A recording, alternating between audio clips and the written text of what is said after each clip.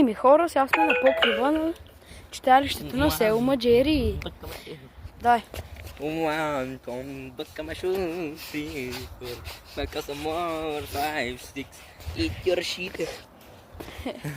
Да, тук сме и нямам какво да правим. И ще слизаме. Пуснахме го в последния момент, ще пусна още други видеа. И да, само хора, искам да видите колко е високо. Това има по едно поне 15 метра, 20. Ага, 20 метра хора. Това е много. И ние дето с Алек получаваме сърцебиене, като сме на високо, защото сме развили травми. Нали, падали сме от доста високи места. И направо от стълбата. Нищо е закрепена за стената.